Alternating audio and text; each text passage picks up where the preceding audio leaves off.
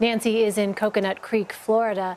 Nancy, I want to ask you about Florida. Does Clinton's campaign see that state as the best chance really to block Donald Trump's path to 270? It's one of several important states that could help block his path, Elaine. The Clinton campaign is lucky that they've got a number of different ways that they can get to 270. Florida is one of them, certainly. It's one of the largest battleground states, 29 electoral votes up for grabs here. But she can also stop him, frankly, by winning in Virginia and Colorado, two states where she's been doing so well for months that her aides told me today she might not even go back to those states before Election Day. If she does win in those two states and wins in Pennsylvania, another state where she's been leading big for months, then all she needs to do is pick up a small state like New Hampshire, and she's gotten to 270. She could pick up North Carolina and get to 270. She could pick up Florida and get to 270. So, yes, she'd love a big win here. She's here for 2 straight days for that very reason, because early voting is going on this week, but it's one of a number of options for her. Donald Trump has spent a significant amount of his time in Florida hitting Clinton on Obamacare. We know that Hillary Clinton responded in a radio interview acknowledging the costs have gone up too much. What's been the campaign's response on this issue?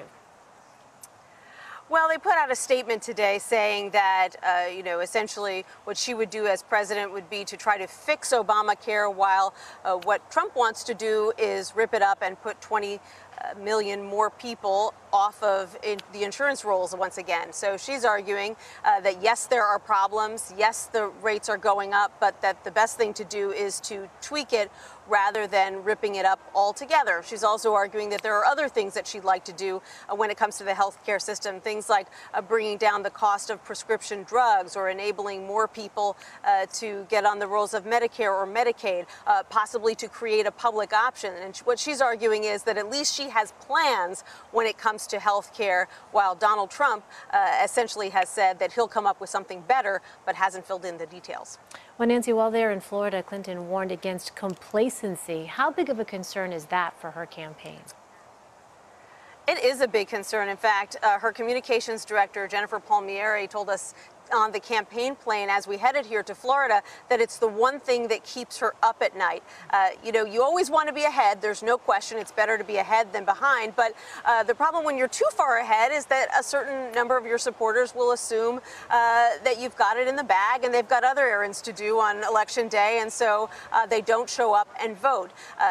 Combating that is a very robust Clinton get out the vote operation, whereby you've got volunteers and staffers pestering their voters day after day after day, particularly here in a state like Florida, until those people get out and vote. In fact, we've even been told stories about voters who have been told, look, if you don't want us to bother you anymore, if you don't want us to call you, if you don't want us to knock on your door, just go vote, tell us you voted, and then we will leave you alone. So there are ways to combat that complacency, but they obviously can't reach every single voter in every single battleground state. So they need to continue to argue that every vote counts, and that she can still lose key states like Florida, where it's already very close, if her supporters don't go to the polls.